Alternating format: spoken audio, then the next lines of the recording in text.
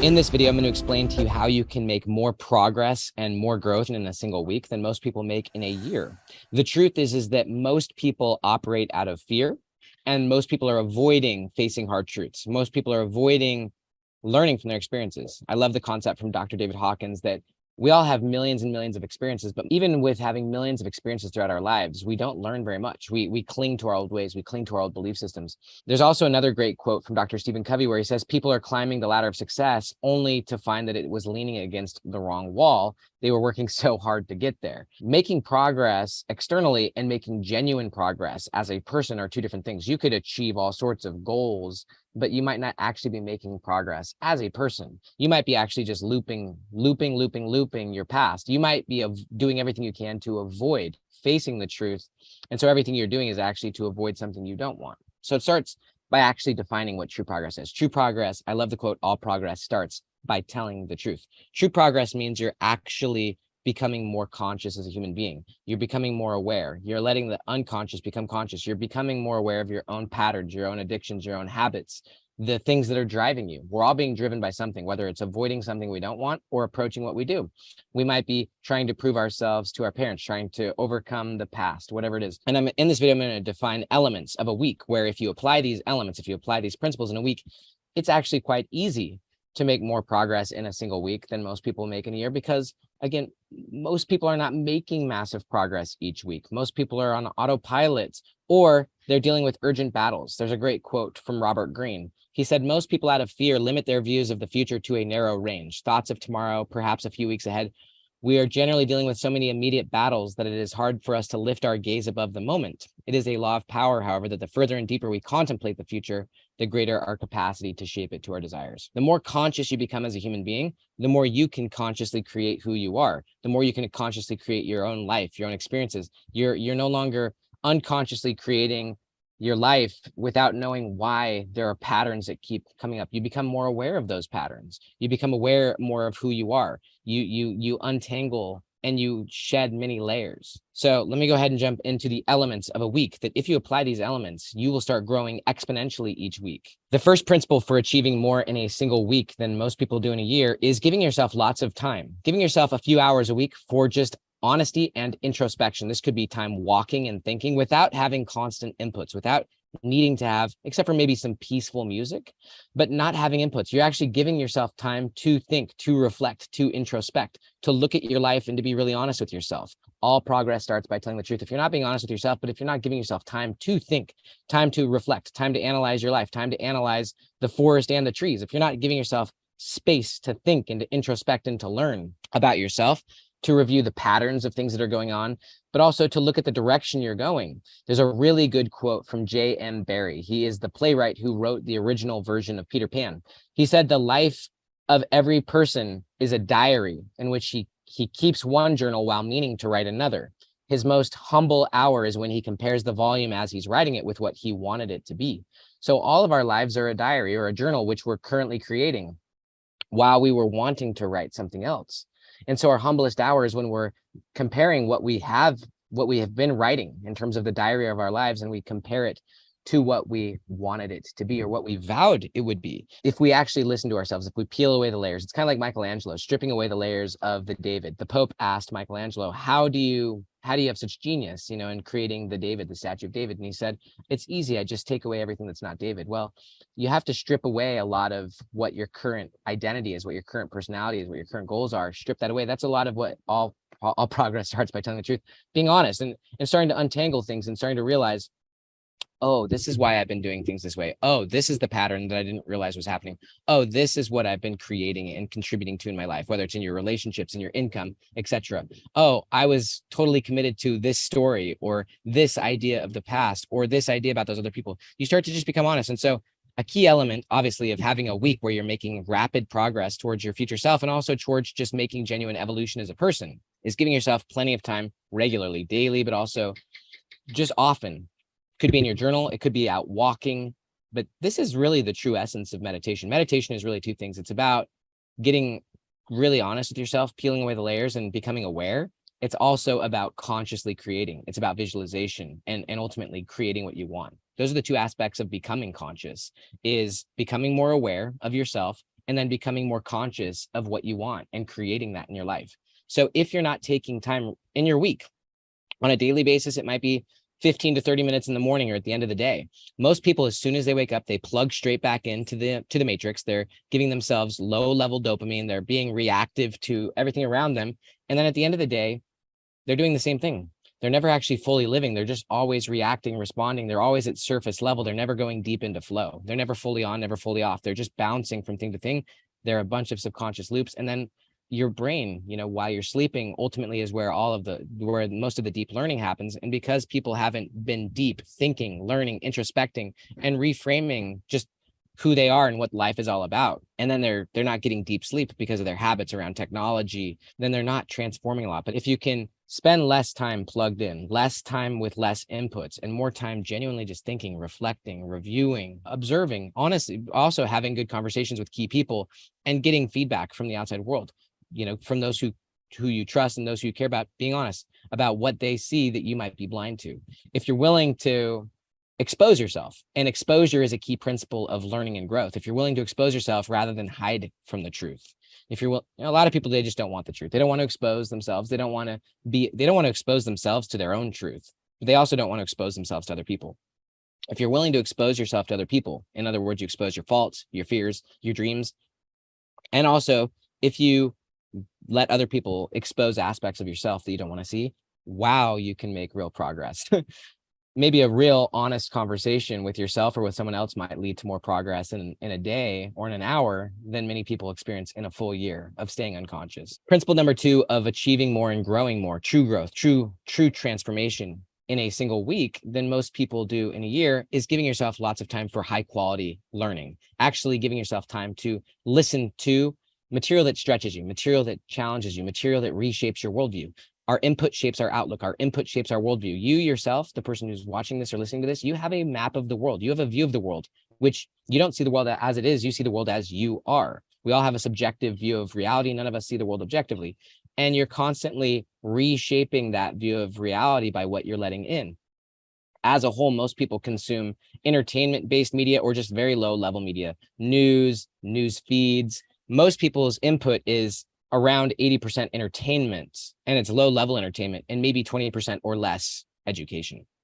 You want to reverse that, where 80% of your input is education and maybe 20% is entertainment. There's nothing wrong with entertainment, especially wholesome flow-based entertainment where you're with family or friends or just honestly just enjoying something. There's nothing wrong with that. Again, your input shapes your outlook. And so if you're giving yourself a few hours at least every week for deep learning, it's not just about inputting as well. It's about thinking about your thinking about your learning, processing what you're learning, writing about it, thinking about how this changes everything. If you're giving yourself space, I believe the average person, or at least the average person in America, reads maybe 1 to 2 books a year. But what would happen if you started reading 1 to 2 books per week? And they were challenging books, high quality, less quantity. If you were consuming really high quality, really challenging, really stimulating information that reshaped your worldview, reshaped what you think is possible, reshaped how you view yourself, reshaped what you think you can do. As human beings, we want more of what we do. And so if you consume donuts, you're going to want more donuts. If you spend lots of time on Facebook, you're going to want more of that.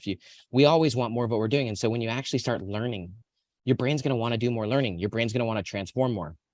And so if you give yourself more and more time for true learning and not just inputting, but actually like thinking about it, processing it, applying it, thinking about why this changes things, and then starting to put things into practice, which requires commitment and courage. And also integration. The integration of learning means you've learned something and now you're actually truly applying it. Just by learning one thing, you can alter your course a little bit. And by altering your course even 1 degree, that 1 degree over a year might take you decades away from where you thought you would be. The next one is really important. I love the book Deep Work by Cal Newport. He talks about how focus is the IQ of the 21st century. We live in a world where focus is very difficult because of all the distractions, all the inputs, the technology, our addictions, just constant pings and dings. If you can focus, real deep focus, deep flow-based focus, if you can focus for good stretches of time on one thing at a time without any interruptions, in other words, if you can go into deep flow and experience deep mastery and actually make genuine progress on something, then you will grow and learn more. You will achieve more. There's a great book on this topic as well called Catching the Big Fish by David Lynch. And he talks about how consciousness is like the ocean. And if you have a low level consciousness, then basically you're at the surface. You're at the surface and there's only small fish at the surface. And so that's the level of thinking that you have. Small thinking, small fish, small opportunities, small future self, small changes, very micro. Whereas if you go deep, and meditation and consciousness and creativity are about depth, not shallowness. If you go really, really deep, that's where the big fish are. That's where the big ideas are. That's where the big transformations are. You can go really deep in one day without all the distractions if you're just allowing yourself to go deep, really deep into deep work. I recently finished writing my 6th major book called 10X is Easier Than 2X. And on my to-do list, usually for about a 4-month period of time, I only had one thing on my to-do list: write for like 6 hours, just go as deep as I could. And because I was going deep, the level of changes in my mindset, the level of changes in my belief system, the level of changes in my subconscious were crazy. In a week, how much time are you spending doing true deep work, deep focus without any distraction?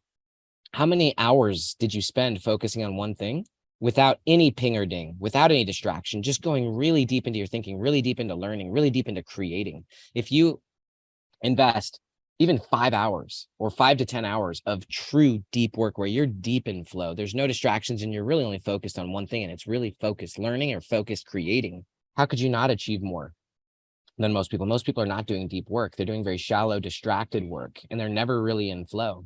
Another aspect of this is deep recovery. How much are people truly recovering, like fully recovering? One really interesting aspect of flow, and what I'm really talking about is the research on flow, focus flow and recovery flow, is that flow is synonymous with peak experience. Peak experience, according to Abraham Maslow, are what transforms people. And so flow is another word for peak experience. If you're really deep in doing deep work, in flow, you're having a peak experience. But also if you're really recovering, if you're really opening up yourself up, if you're doing something new, something novel, or if you're really connecting with someone. Recovery flow is about expanding yourself, having new experiences, or connecting with other people. A good question, I guess you would ask, is how much deep flow are you having, focus flow and recovery flow? But also a similar question would be just how many transformational peak experiences are you having on a weekly basis? If you're having phenomenal peak experiences on a weekly basis, many people, the peak experiences of their lives are random. Whereas if you're designing your life, designing your day, where you're going really, really deep and transforming your thinking, you're also being really honest with yourself, but then you're going to be having really seismic peak experiences. If you're connecting with yourself, if you're connecting with your loved ones, if you're going out and trying new things, then you're going to be expanding. You're going to be having lots of peak experiences. That's how you self-actualize as a person. That's also how you transcend your current self and become someone new. So a question would be, how many peak experiences are you having where you walk away and you feel expanded as a person, you feel alive, you feel new, you feel different because of the level of focus and the transformation and change, because of that focus and innovation, or because of the level of connection or the level of novelty. So if you want to achieve more in a week than most people do in a year, then have higher and deeper peak experiences, more expansive peak experiences, but also more, it's kind of, they say it's contracting and expanding, contract, expand, contract, expand. The more you can do that and deeper, bigger expansions, deeper contractions. The bigger your peak experiences, the more expanded you will be. So you ultimately want to build your life around having bigger and bigger peak experiences. Peak experiences are transformational, shifting experiences where you're now a different person as a result. I love the quote from George Bernard Shaw. He said that a mind that has been expanded by a new experience can never go back to its former dimensions. Peak experiences are not created equal. Some are very shallow, some are very deep. You could have little peak experiences, and I wouldn't really call that very peak. Or you could have very deep ones, but a mind that is stretched by new experience cannot go back. And so if you're having very deep focus and very deep learning and very deep introspection, but also very open and humble experiences, I love the concept that the opposite of addiction is connection. And so as you're really open, as you're really honest, as you're with other people and you create genuine connections with other people, with your loved ones. I as an example, I'm married and I have 6 kids. And when I actually get closer with my kids and I'm humble and I really care about what's interesting to them, and I don't just react and respond, but I'm genuinely listening, I can grow and change so much in a day. Whereas, or I can just live on loops and just be the same person, see them the same way, not change, not be aware, not be mindful. So you want to have lots of peak experiences in your week, and you will have lots of peak experiences if you're doing lots of introspection, lots of learning, lots of deep work, and lots of recovery. The final component of a week where you could make more progress in a week than many people, if not most people, do in a year is by making power moves towards your future self. This is where you're stretching yourself. You're actually being courageous and you're striving for things way outside your comfort zone. There are three core elements of flow. One is having clear goals. If you don't have a clear goal, then it's really hard to know where to focus. But another aspect is risk or immediate consequences. If you're trying something that has risk, some form of exposure, you have to commit and be courageous in order to be in a deep flow state. And so when you commit yourself and when you're exposing yourself, when you're trying new things and when you have the chance of failing or getting rejected, that triggers all sorts of flow. And so exposing yourself where there's consequences, there's feedback, there's, you got to be humble, you're opening yourself up, exposing yourself to other people, exposing yourself to yourself, being honest with yourself, being honest with other people, but also making power moves where you're genuinely attempting things that might not work, where that's what courage is trying things that might not work, attempting things, failing, trying new things, being willing to get rejected. I've shared this before, but one of my favorite books of 2022 is Go for No. Yes is the destination, but knows how you get there. When I was listening to that book one day, I was walking around my neighborhood listening to that book, and it taught me something that led me to making one of the most courageous moves that I've made in years. There was something that I'd been avoiding for years, something I'd been holding on to, something that I'd been afraid to do for years.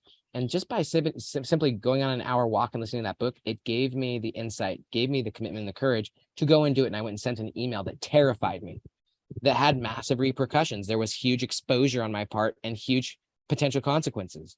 Your input shapes your outlook. If you're not giving yourself time to walk, to think, to learn higher quality things, then you're just basically just on autopilot. If you're just consuming entertainment and you're not actually learning, then you're not changing and you're not applying higher and higher level thinking. But if you're giving yourself space, I gave myself space in the morning to go on a walk. I was listening to a really great book, and it hit me so hard that I went then and I applied it. I integrated my learning, and I immediately sent an email that terrified me. I went for no on a very high level, and the consequences were high.